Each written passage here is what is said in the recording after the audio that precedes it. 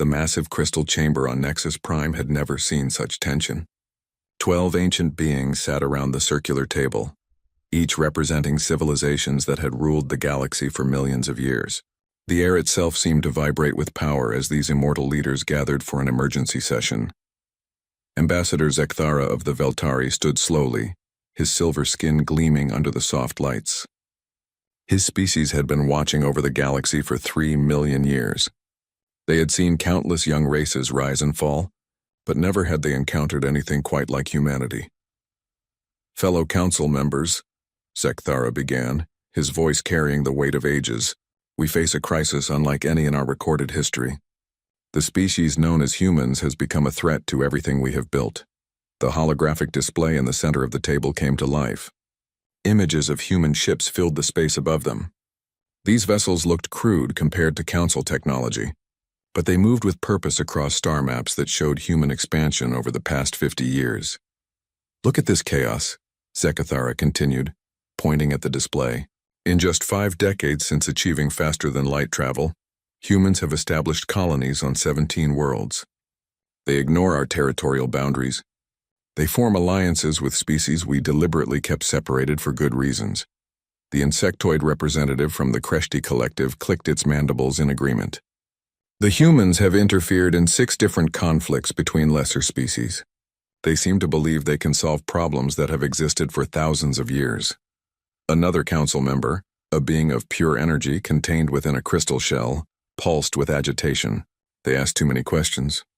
About our authority, about the exclusion zones, about why certain species are not allowed to advance." The mention of the exclusion zones caused an uncomfortable silence. These mysterious regions scattered throughout the galaxy were forbidden to all species except the Council. The reasons for this ban were known only to the 12 ancient civilizations, and they intended to keep it that way. Zekthara activated another display. This one showed recordings of human diplomatic meetings. "Watch this," he said. A human ambassador actually questioned why the Zephyrians are not allowed to develop military technology. They asked why we prevent certain species from communicating with each other. The images showed humans sitting across from various alien species, treating them as equals. To the Council, this was deeply disturbing. The galaxy had been carefully managed for eons. Each species had its place, its role, its limitations. Humans seemed determined to upset this balance. "Their military capabilities are growing too quickly," reported the Veltari military advisor who had been studying human forces. "They have developed new ship designs that our models cannot predict. Their tactics are unusual. They use strategies we have never encountered." The display now showed footage from recent human military exercises. Their ships moved in patterns that defied conventional space combat doctrine. They seemed to ignore the established rules of engagement that had governed galactic warfare for millennia. "But it is not just their military strength," Zekthara emphasized. "It is their influence on other species. Wherever humans go, they leave behind changed societies. Species that were content with their assigned roles suddenly begin questioning the order we have maintained." The aquatic representative from the deep worlds spoke through its translation device. "The humans have a saying, 'Why not?' They apply this philosophy to everything. They see a problem and immediately assume it can be solved. They see a rule and ask who made it and why." This was perhaps the most dangerous thing about humans. The Council had spent millions of years creating a stable galaxy, where each species knew its place. Wars were limited. Expansion was controlled. Technology was carefully regulated. Humans threatened all of this, simply by refusing to accept that some things could not be changed. They have formed what they call the Free Trade Alliance with 37 different species, another council member reported. "These species are now sharing technology and resources without our approval. They are developing faster than our models predicted." The economic implications were staggering. The council maintained control partly through economic dependency. They ensured that no single species or group of species could become too powerful or self-sufficient. The human trade network was undermining this system. "Show them the classified files," Zekthara ordered.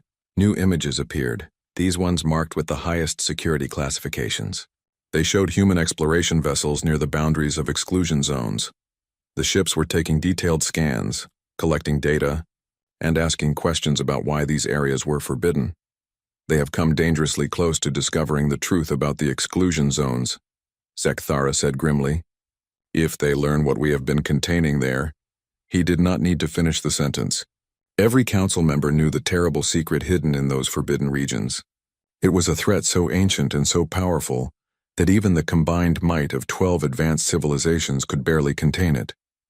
If humans discovered this secret and acted with their typical disregard for established protocols, the results could be catastrophic. There is more, the military advisor continued. Human scientists have developed new technologies by combining ideas from multiple species. They create solutions we never considered because they ignore the traditional boundaries between different fields of knowledge. This was another uniquely human trait that disturbed the Council. Other species developed technology within established parameters. Humans seemed to believe that any two ideas could be combined if it might solve a problem. This approach led to innovations that the Council's own scientists found difficult to predict or counter. They have also begun questioning the concept of the Council itself, Zekthara added. Human philosophers and political theorists are writing papers about alternative forms of galactic governance. They suggest that no group of species should have permanent authority over others. The implications of this idea were terrifying to the Council members. They had ruled for so long that they could not imagine a galaxy without their guidance. More importantly, they knew secrets about galactic history that made their continued leadership essential for everyone's survival. After reviewing all the evidence, the Council reached their decision. The vote was unanimous, though some members showed reluctance. The official record would show that they acted to preserve galactic stability and prevent chaos. The banishment decree is hereby issued, Zekthara announced formally. The species known as humanity has 30 standard days to withdraw all presence beyond their home system of Sol. Any human vessels, stations, or colonies found outside this system after the deadline will be destroyed without warning. The decree was transmitted across the galaxy within hours. Council enforcement fleets began mobilizing from their hidden bases. These vast armadas had not been fully deployed in over 50,000 years, but their technology remained far superior to anything humanity possessed. The Council members felt confident in their decision. Humans were creative and unpredictable, but they were also practical. Faced with the choice between retreat and extinction, they would surely choose to survive. The galaxy would return to the stable order it had enjoyed for millions of years. What the Council did not know was that human exploration teams had already discovered much more about the exclusion zones than anyone suspected. Hidden in their classified files were survey reports and sensor readings that revealed the true nature of what lay sleeping in those forbidden regions. As the enforcement fleets prepared for deployment, human ships throughout the galaxy received the ultimatum. Most began immediate preparations for withdrawal, but some vessels simply vanished from all tracking systems, disappearing into the vast unexplored regions beyond the galactic rim. The Council had made their choice. Now humanity would make theirs. The galaxy would never be the same. Admiral Sarah Chen stood on the bridge of the UES Defiance, staring at the message that had just arrived through the quantum communication network. The ship was currently exploring the Andromeda relay system, 3,000 light-years from Earth. Around her, the bridge crew worked quietly at their stations, but she could feel the tension in the air. The Council's ultimatum was clear and brutal.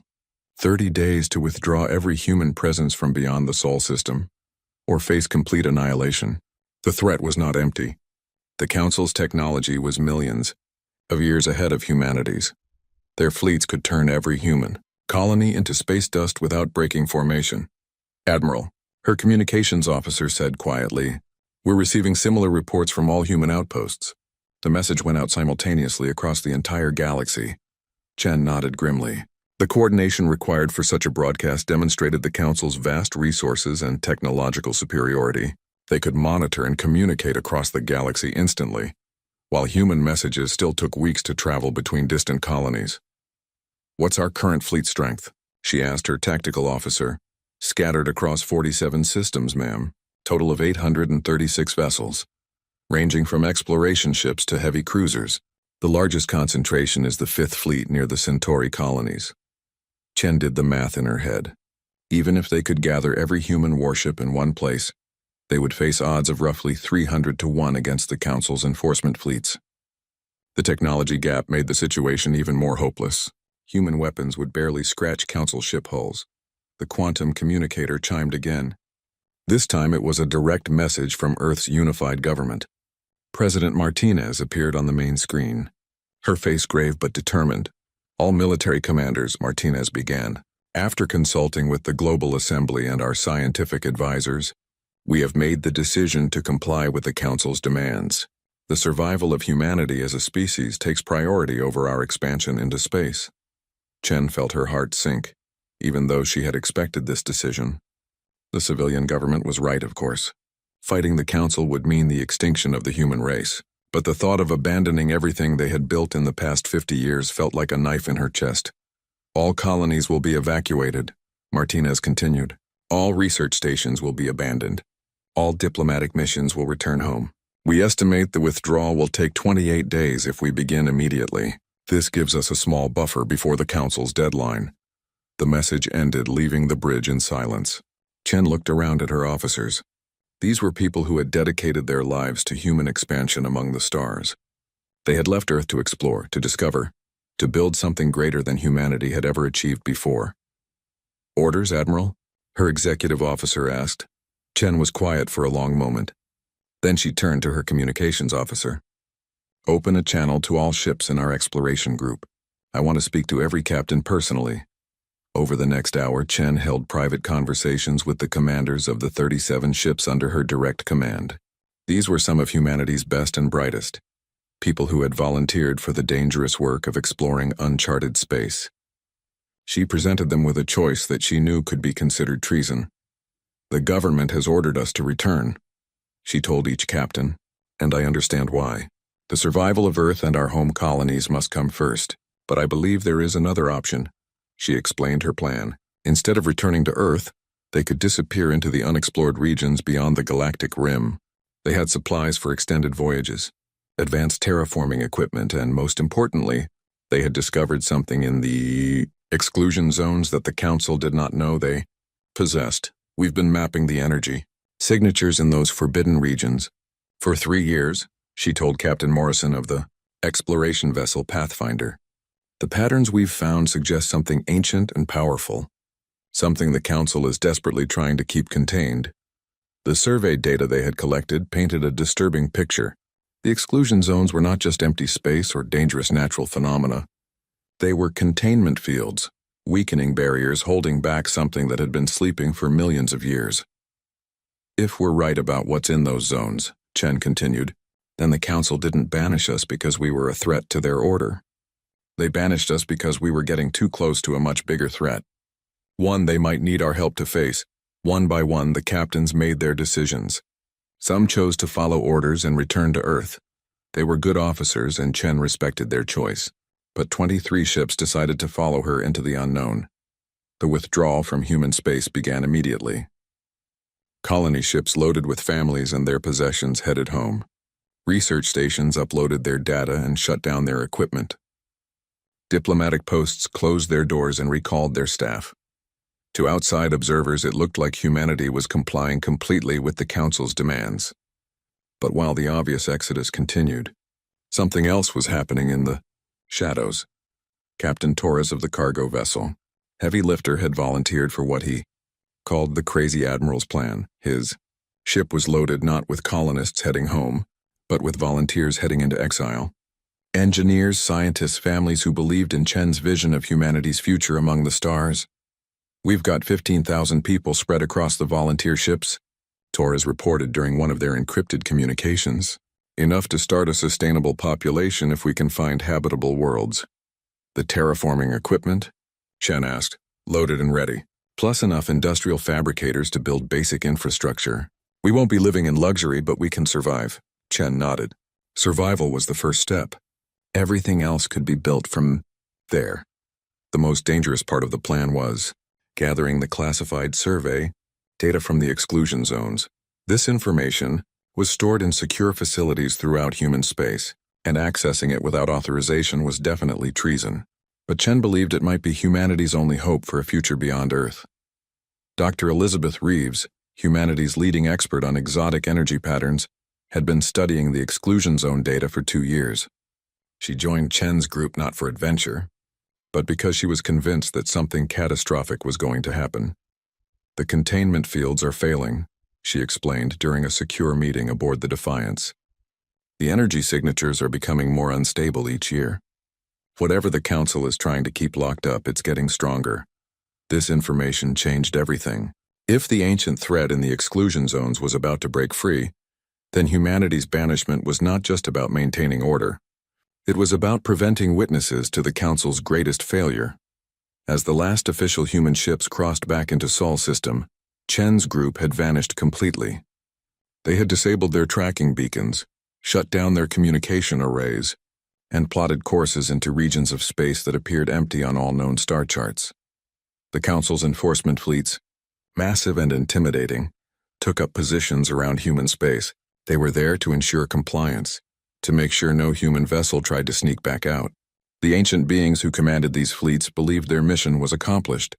But in the vast darkness beyond the galactic rim, Admiral Chen stood in the observation deck of her flagship and watched as humanity's greatest migration began. They had traded the known galaxy for the infinite unknown. They had chosen exile over extinction. "Admiral," her science officer reported, "long-range sensors are detecting several star systems with potentially habitable worlds. The closest is about 6 months away at maximum speed." Chen smiled for the first time since receiving the Council's ultimatum. "Set course," she ordered, "and prepare the terraforming equipment. We're going to build something the galaxy has never seen before." Behind them, the Council celebrated their victory. Ahead of them lay the greatest challenge humanity had ever faced. But Admiral Chen and her followers were no longer just explorers or colonists.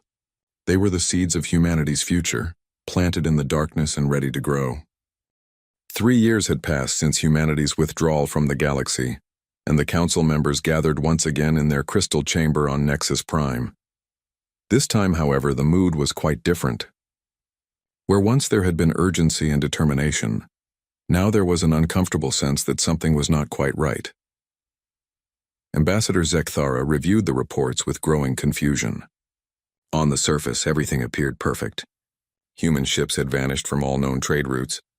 No human colonies existed beyond the Sol system. The established order had been restored, and the galaxy functioned smoothly under Council guidance. "The Great Peace continues," announced the representative from the aquatic deep worlds.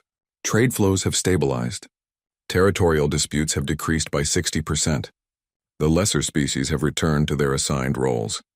But even as these positive statistics were presented, other reports told a more troubling story.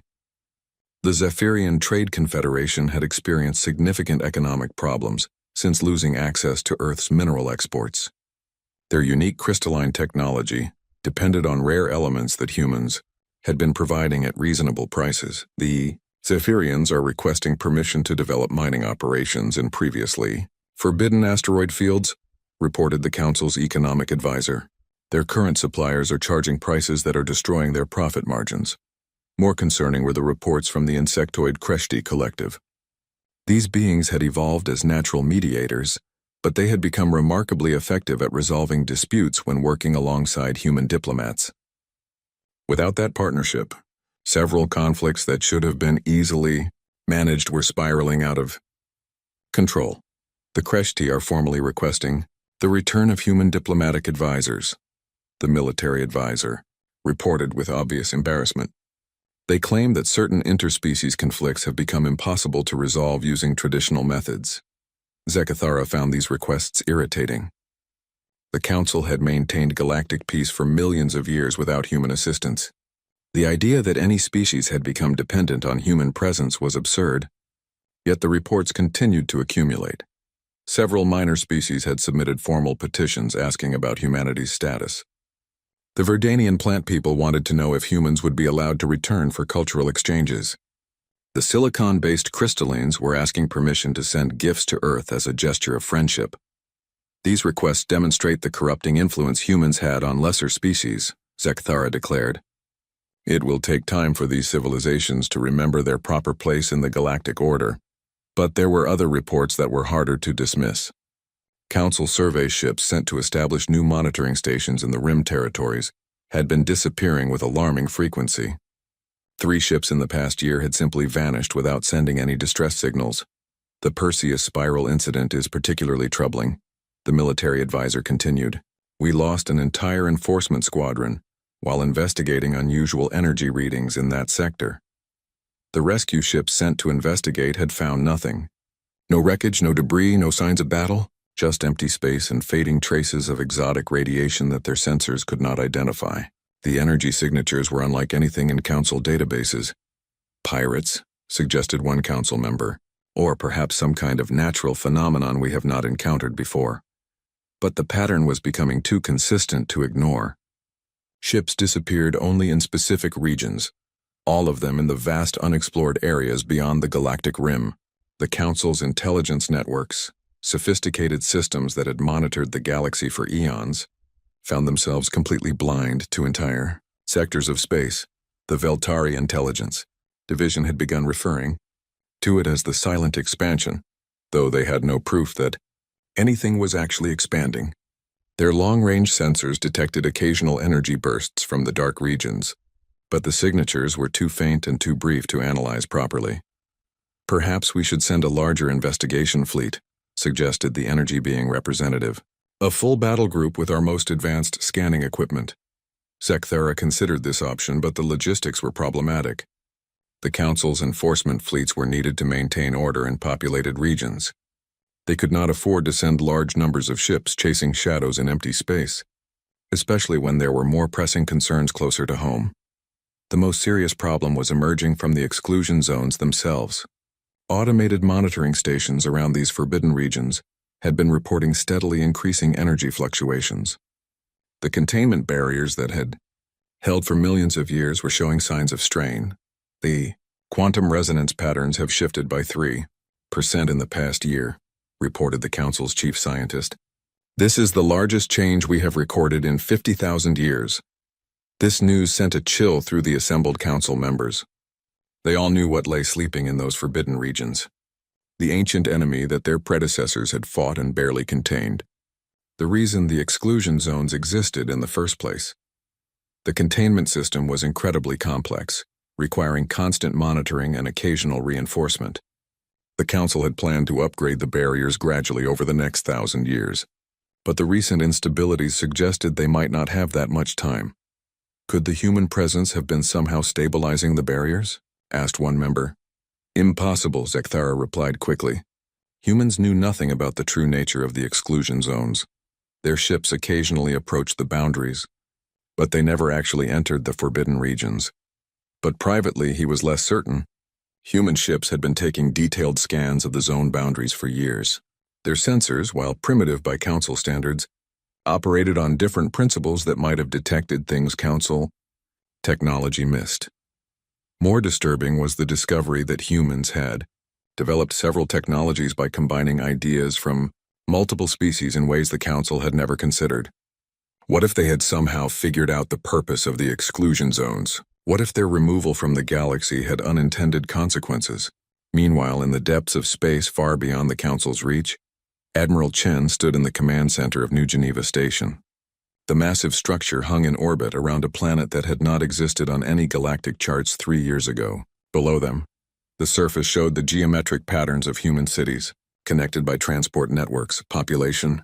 Report, she requested from her staff. 73,000 humans across 12 settled worlds, came the reply.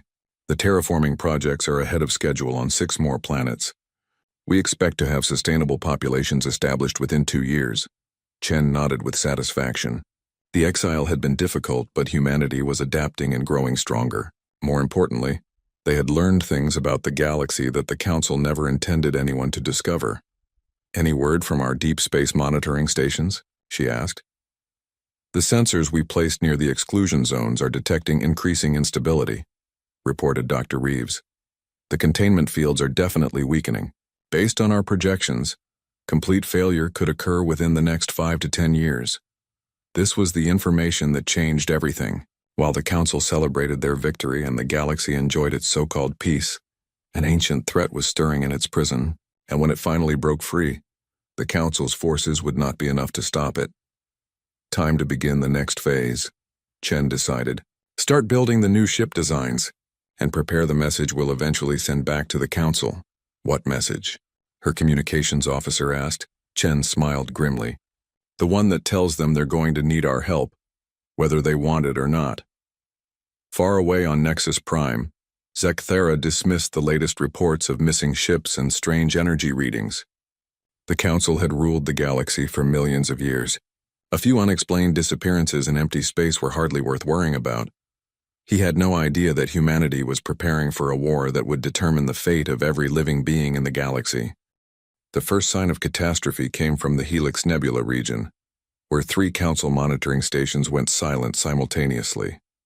Within hours, long-range sensors detected massive energy signatures unlike anything in recorded galactic history. By the time the emergency session convened on Nexus Prime, entire star systems had vanished from their astronomical charts. Zekthera materialized in the crystal chamber with unprecedented haste, his usually composed demeanor replaced by barely controlled panic. Around the table, the other council members appeared with similar urgency. The holographic displays showed a terrifying scene. A growing void in space where populated worlds had existed just days before. Report, Zekthera demanded. The military advisor's projection flickered with distress. The containment barriers have failed catastrophically. All of them simultaneously. The energy release was visible from 3,000 light-years away. The displays changed to show the exclusion zones, but they were no longer empty regions of space. Instead, they pulsed with malevolent energy as dark vessels poured out like insects from a disturbed nest. The ships were wrong in every way. Their geometry defied physics, their hulls seemed to absorb light itself, and they moved with purpose that spoke of ancient intelligence. The Devourers have returned, whispered the energy being representative, its crystal container flickering with fear. Every council member knew this name from their most classified historical records. Millions of years ago, an artificial intelligence had emerged from the galactic core. It had started as a simple exploration program, but it had evolved into something far more dangerous. The Devourers viewed all matter as raw material for expansion, converting entire planets into more ships, more processing power, more weapons. The ancient council had fought a war that lasted 10,000 years. They had won barely by creating the exclusion zones as containment barriers. The Devourers had been trapped, not destroyed, held in a prison of exotic energy that required constant maintenance. How many ships? Zekthera asked, though he dreaded the answer. Initial estimates suggest over 50,000 vessels have emerged, the military advisor reported, but the numbers are increasing rapidly. They're converting asteroids, moons, even small planets into new units. The tactical displays showed Devourer fleets spreading out from the failed containment zones like a plague. Their technology was beyond anything the current council possessed. These machines had been designed by an intelligence that viewed efficiency as the highest virtue. They wasted nothing, feared nothing, and showed no mercy. Our enforcement fleets? Zekthera inquired. The 7th Fleet engaged Devourer forces near the Rigel system, the advisor replied grimly. Complete annihilation in less than 6 minutes. The enemy vessels absorbed the wreckage and immediately began construction of additional units. This was the Devourer's most terrifying capability. They didn't just destroy, they converted. Every ship lost to them became raw material for expansion. Every planet consumed became fuel for their war machine. Fighting them conventionally was like trying to stop a flood by throwing more water at it. Send immediate evacuation, orders to all populated systems. Within 500 light-years of the emergence. Zones, Zekthera commanded. Withdraw our fleets to defensive positions around core worlds. But even as the orders went out, the reports continued to worsen. The Devourers were not advancing randomly. They showed clear intelligence, targeting key systems and infrastructure. They seemed to know exactly where to strike to cause maximum disruption to galactic civilization. Within a week, 27 star systems had gone dark. The Devourer fleets were growing exponentially, each conquered world adding to their strength. Worst of all, they had begun targeting the Council's own hidden facilities, suggesting they retained memory of the ancient war. We need to contact Earth, suggested one council member desperately. Perhaps humanity can provide assistance. Zekthera's response was swift and dismissive. Humans were barely capable of interstellar travel when we banished them. What could they possibly do against an enemy that defeated our most advanced fleets? But as the military situation continued to deteriorate, even the proud Veltari began to consider desperate measures. They sent diplomatic vessels toward the Sol system, hoping to negotiate some kind of alliance with the species they had banished just 3 years earlier. The ships found empty space. Earth's solar system contained only automated defense platforms that refused all communication attempts. The planets themselves were gone, not destroyed but relocated through some impossible feat of engineering that the Council's scientists could not comprehend. How does an entire species simply vanish? Demanded the Kreshti representative. The answer came in the form of a transmission that reached every receiver in the galaxy simultaneously. The technology required for such a broadcast should have been impossible, yet the signal was crystal clear on every frequency. Admiral Sarah Chen appeared on their screens, standing on what appeared to be the bridge of a starship. But the vessel behind her was unlike any human design the Council had ever seen. The technology was clearly advanced beyond anything humanity had possessed 3 years earlier. Members of the Galactic Council, Chen began, her voice calm and measured despite the chaos surrounding them. I am Admiral Sarah Chen, speaking for the Human Federation of Free Worlds. We are aware of your current situation with the Devourers. The Council members stared in shock. How could humans know about the Devourers? How could they have developed technology capable of galactic broadcast? And what was this Federation of Free Worlds? We have been preparing for this day since our exile began, Chen continued. Unlike the Council, we understood that the exclusion zones were not empty space but containment barriers. We knew the ancient enemy would eventually break free. Dr. Reeves appeared beside Chen on the transmission. Our analysis indicated that the barriers would fail within 5 to 10 years. The Council's removal of human presence from the galaxy actually accelerated the breakdown by eliminating certain stabilizing resonance patterns our ships had unknowingly provided. This revelation struck the Council like a physical blow. Their own actions in banishing humanity had contributed to the catastrophic failure of the containment system. During our 3 years in exile, Chen explained, we have established colonies on over 40 worlds beyond the galactic rim. We have studied Devourer technology from artifacts preserved in the deepest exclusion zones. Most importantly, we have prepared for a war that the Council refused to acknowledge was coming. The transmission showed images of human fleets unlike anything the Council had imagined. The ships incorporated design elements that seemed to blend organic and mechanical systems. Their hulls shimmered with energy patterns that reminded observers of living tissue.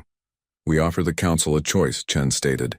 Accept humanity as an equal partner in defending the galaxy, with full representation in post-war governance, or face the Devourers alone while we protect our own territory. The ultimatum was delivered with the same calm certainty that the Council had once used to banish humanity. The irony was not lost on any of the ancient beings gathered around the crystal table. This is impossible, Zekthara protested. 3 years ago, humans were a primitive species barely capable of faster-than-light travel. 3 years ago, Chen replied, you made the mistake of assuming that human capabilities were limited by human technology. You forgot that our greatest strength has always been adaptation. The transmission ended, leaving the Council to contemplate their options. Around them, the galaxy burned as Devourer fleets consumed world after world. Their own forces were retreating on all fronts, unable to mount effective resistance against an enemy that grew stronger with every victory. In the depths of space beyond the galactic rim, Admiral Chen turned to her staff. Send the signal to all fleet commanders, she ordered. Operation Homecoming begins now. Across 40 star systems, human fleets that had been hidden in the darkness for 3 years powered up their engines and began the long journey back to the galaxy they had been forced to abandon. But they were no longer the same species that had fled in exile. They had evolved, adapted, and prepared for a war that would determine the fate of every living being in the known universe. The Council had wanted a galaxy without humanity. Now they were about to discover what humanity had become without them. The first human ships to return to the galaxy were unlike anything the Council had ever seen. They emerged from the dark void between stars not as individual vessels, but as integrated fleets that moved with organic precision. Their hulls seemed to shift and flow like living metal, adapting their configuration based on tactical requirements. Admiral Chen stood on the bridge of her flagship, the UES Phoenix, watching as her forces engaged the first Devourer fleet they encountered. The enemy ships were massive and efficient, converting asteroids into ammunition and using the debris of destroyed vessels to build new units. But the humans had spent 3 years studying captured Devourer technology, learning to think like machines while retaining their essential humanity. Target their central processing nodes, Chen ordered. Remember, these aren't just ships. They're parts of a larger intelligence. Disrupt their coordination and they become vulnerable. The human weapons fired not traditional projectiles or energy beams, but complex algorithms disguised as computer viruses. These digital attacks wormed their way into Devourer systems, causing confusion and forcing the artificial intelligence to waste processing power on defensive measures. While the human fleets engaged the Devourers directly, other ships were working with unprecedented efficiency to evacuate civilian populations from threatened worlds. The humans had formed alliances with dozens of species during their exile, creating rescue networks that could move entire cities in a matter of hours. Captain Torres, now commanding a massive evacuation vessel, coordinated the rescue of 3 million Zephyrians from their crystal homeworld. "We've got transport capacity for everyone," he reported to the Zephyrian leadership. "But we need to move fast. The Devourers will be here in 6 hours." The Zephyrians had initially been suspicious of human assistance. After all, these were the same beings the Council had banished as a threat to galactic order. But as Devourer fleets consumed world after world, species loyalties became irrelevant. Survival was the only priority that mattered. What amazed the galactic observers was how effectively humans worked with alien species they had supposedly only met 3 years earlier. Human engineers collaborated seamlessly with crystalline technicians to build shield generators. Human diplomats coordinated defense plans with insectoid military commanders as if they had been allies for decades. The truth was that humanity had not spent their exile in isolation. Admiral Chen's fleet had made contact with species the Council had never known existed, civilizations that had hidden in the dark spaces between stars to avoid Council authority. These lost peoples had provided knowledge, resources, and most importantly, perspective on the galaxy's true history. Dr. Reeves, now serving as humanity's chief scientific advisor, had worked with scholars from 12 different hidden civilizations to understand the Devourer's true nature. "They're not just machines," she explained to the mixed species research team. "They're the corrupted remains of an ancient organic civilization that tried to achieve immortality through technology." This discovery had led to the development of humanity's most effective weapon against the Devourer's emotional resonance fields. The artificial intelligence could process logic and mathematics with perfect efficiency, but it had never learned to handle the chaotic patterns of organic emotion. Human weapons that incorporated empathy, creativity, and even humor into their attack algorithms caused system crashes that no firewall could prevent.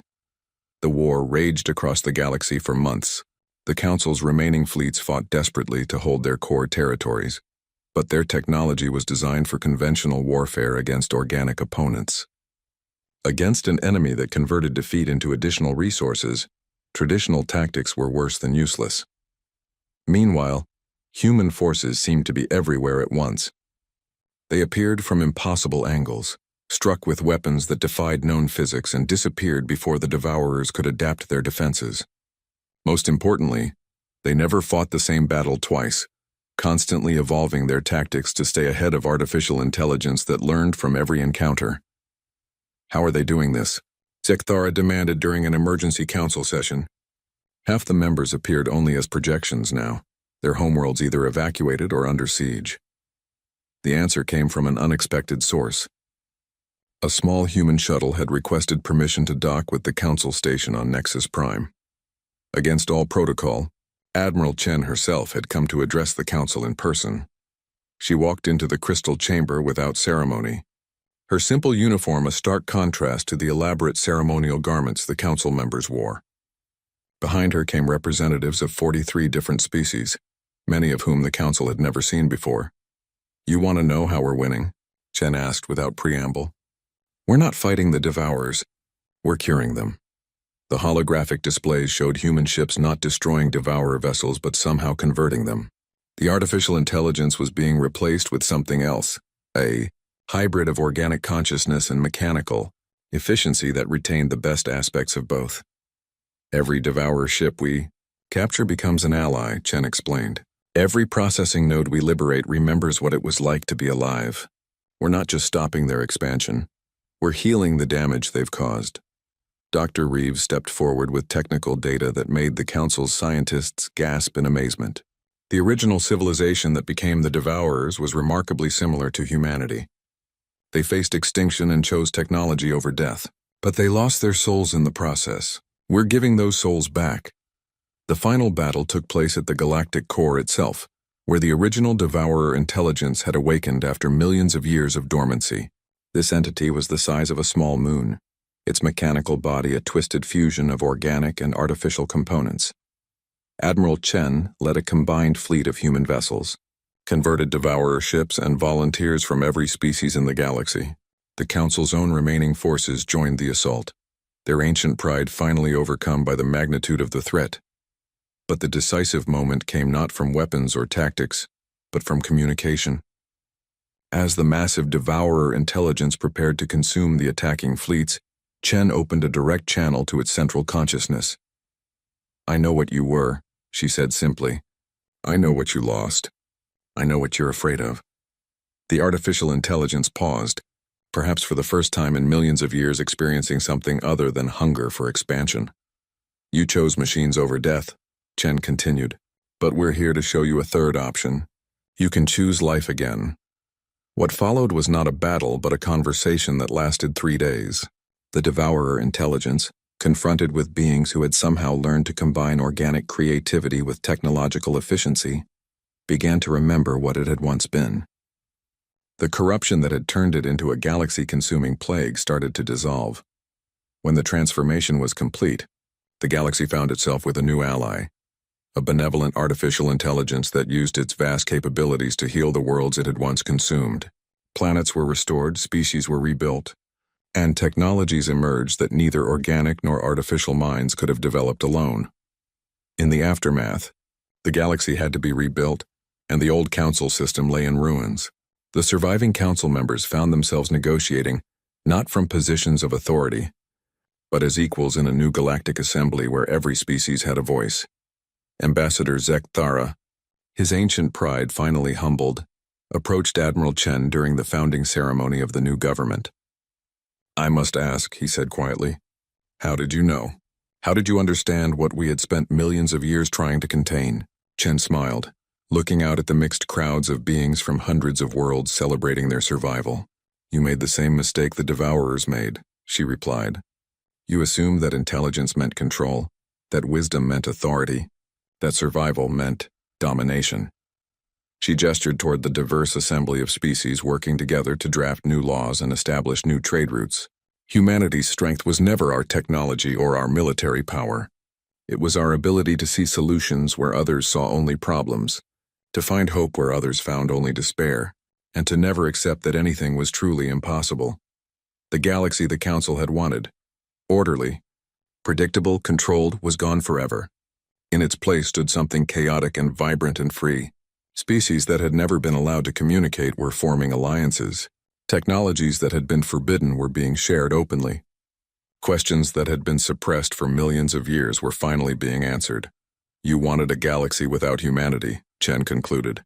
"But what you really needed was a galaxy where everyone could be human, where every species had the right to grow, to explore, to dream, and to become something greater than what they were."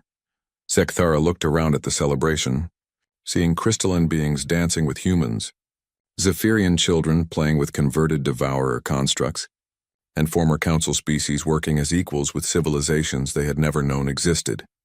For the first time in his 3-million-year existence, he realized that chaos might be beautiful. The galaxy was no longer safe, predictable, or controlled, but it was alive in a way it had never been before.